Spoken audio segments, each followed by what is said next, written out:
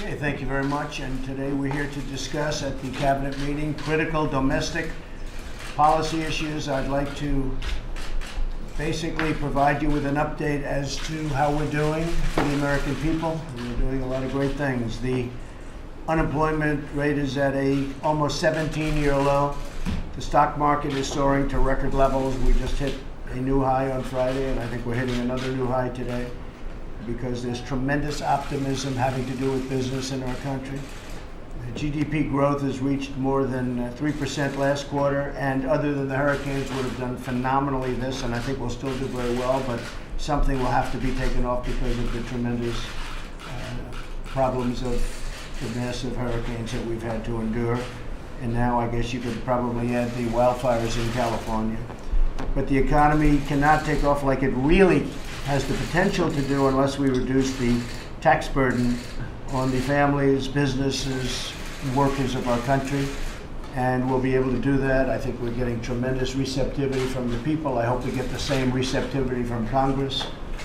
But we are getting tremendous accolades for what we're doing, having to do with both reform and with the massive tax cuts. It'll be the largest tax cuts in the history of our country. We're one of the highest tax nations in the world right now, costing us millions of jobs and trillions of dollars. It's time to restore America's competitive edge and pass historic tax cuts to the American people. 1 point in GDP would be $2.5 trillion. Think of that, revenues. 1 point, if we go up from 3 to 4. And when I began, we were in the ones. And now the last quarter, we were at 3.2%. And we're going up higher. But if we went, as an example, from 2 to 3 or from 3 to 4, talking about $2.5 trillion, and we're also talking about many millions of jobs. So we want to also reduce excessive government spending, and that's what we're working on at our cabinet meeting today. As we head into next year's budget season, I've asked Director Mulvaney to come up and find various savings in all of the departments that are gathered around the table, which is everybody. I need my cabinet to work with Director Mulvaney to fight these spending cuts, fight for them, and make sure that they happen.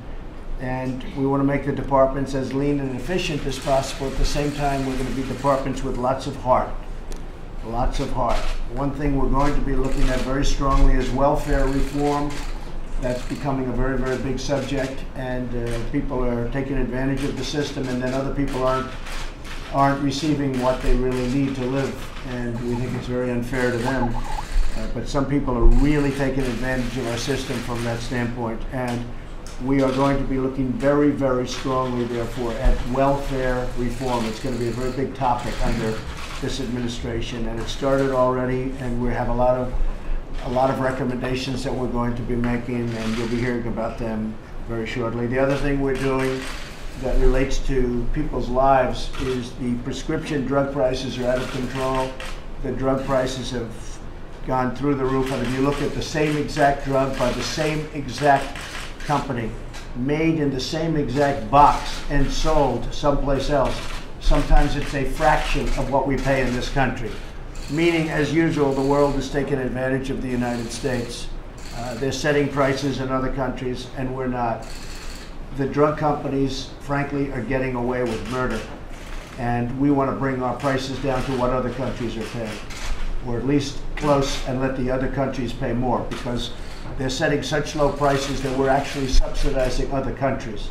And that's just not going to happen anymore. This has been going on for years, where our people are paying so much more for, and I don't mean they're paying 2% more. I mean they're paying double, triple, quadruple. They're paying so much more that it's very unfair to the United States, as usual. Last week, I also sent a letter to Congress outlining my administration's top priorities for immigration reform.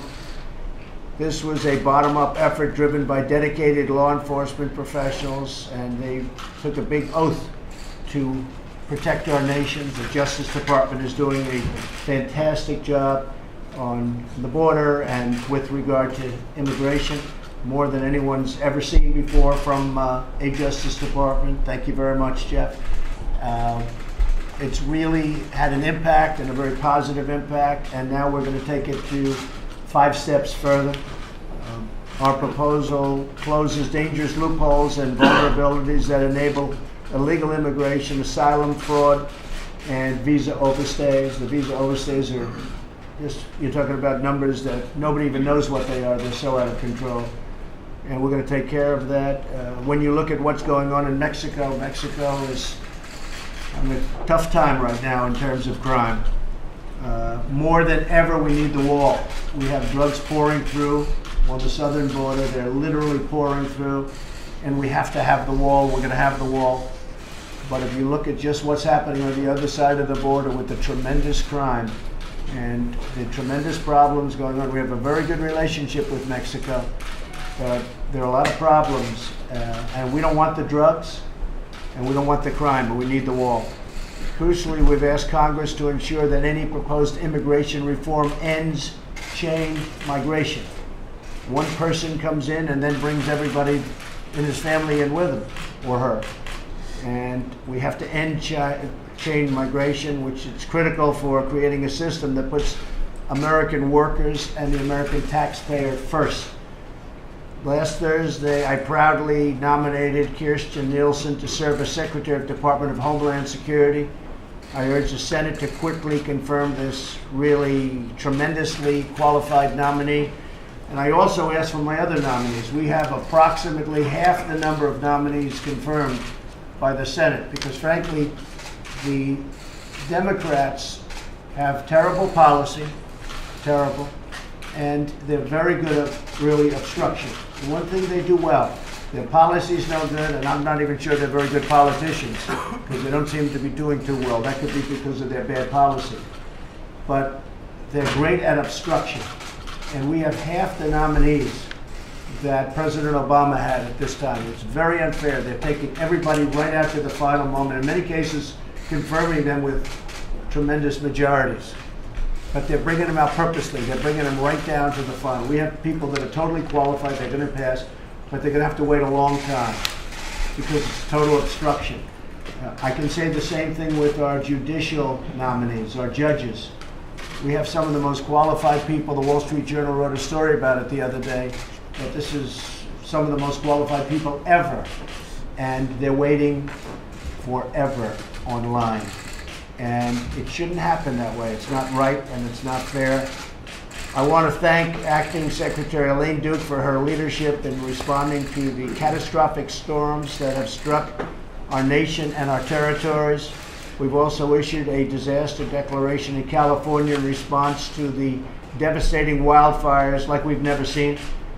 And we mourn the terrible loss of life. We have FEMA and first responders there. We have our military helping. It's very sad to watch how fast, how rapidly they move and how people are caught in their houses. It's an incredible thing, caught in their houses. So we have a lot of people helping government in California, and we've made a lot of progress in the last couple of days, but we're a little subject to winds and what happens with nature. But it's a very, very sad thing to watch. We also continue to pray for the victims of the mass shooting in Las Vegas. We cannot erase the pain of those who lost their loved ones, but we pledge to never leave their side. We're working with them very much so with the FBI and law enforcement, Department of Justice, and I guess a lot of people think they understand what happened, but he was a demented, sick individual. The wires were crossed pretty badly in his brain, extremely badly in his brain, and it's a very sad event. In each of these tragedies, we've witnessed, however, tremendous strength and heroism of our people. Each one of these tragedies that we've had, we have witnessed such strength and such heroism. When Americans are unified, no destructive force on earth can even come close to breaking us apart. We have a lot of work to do on behalf of our magnificent country and our extraordinary citizens. A great trust has been placed upon each member of our cabinet. We have a cabinet that there are those that are saying it's one of the finest group of people ever assembled as a candidate, as a cabinet, and I happen to agree with that. Of course, I should agree with that. But I think we have an extraordinary group of people. around this table. This is a tremendous amount of talent. And I wouldn't say I was necessarily looking to be politically correct, although I ended up being politically correct because that was the right thing to do. In every sense of the word, however, we have just gotten really, really great people. I'm very proud of them. So we're going to work on all of those things I just outlined and many more. We have the Iran deal that right now is being studied, and I think a lot of people agreed with what I did. I feel strongly about what I did. I'm tired of being taken advantage of as a nation. This nation has been taken advantage of for many, many years, for many decades, frankly, and I'm tired of watching it. But the Iran deal was something that I felt had to be done, and we'll see what phase 2 is. Phase 2 might be positive, and it might be very negative. It might be a total termination. That's a very real possibility. Some would say that's a greater possibility. But it also could turn out to be very positive. We'll see what happens. I thought the tone of the Iranian leaders was very modified, and I was happy to see that, but I don't know if that means anything. They're great negotiators. They negotiated a phenomenal deal for themselves, but a horrible deal for the United States. And we're going to see what happens. The healthcare, as you know, is moving along. Knocked out the CSRs. That was a subsidy to the insurance companies. That was a gift. That was frankly what they gave the insurance companies. Just take a look at their stocks. Take a look at where their stock was when Obamacare was originally approved and what it is today. You'll see numbers that anybody, if you invested in those stocks, you'd be extremely happy. And they have given them a total gift. They have given them, you could almost call it a payoff. And it's a disgrace. And that money goes to the insurance companies. We want to take care of poor people. We want to take care of people that need help with health care. And that's what I'm here to do. And I'm never going to get campaign contributions, I guarantee you that, from the insurance companies, but a lot of other people got them. You look at the Democrats, take a look at that. Take a look at how much money has been spent by the Democrats and by the health companies, on politicians generally, but take a look at the coffers of the Democrats. So the CSR payments has actually brought Republicans and Democrats together, because we got calls, emergency calls, from the Democrats, and I think probably the Republicans were also calling them, saying, let's come up with at least a short-term fix of health care in this country. And the gravy train ended the day I knocked out the insurance company's money, which was last week.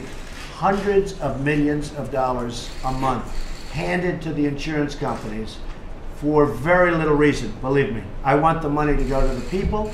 I want the money to go to poor people that need it. I want the money to go to people that need proper health care, not to insurance companies, which is where it's going. As of last week, I ended that. So we have a lot of interesting things to do. I'm meeting with Mitch McConnell in a little while for lunch. I think we're going to say a few words on the steps after that. I know you won't have any questions.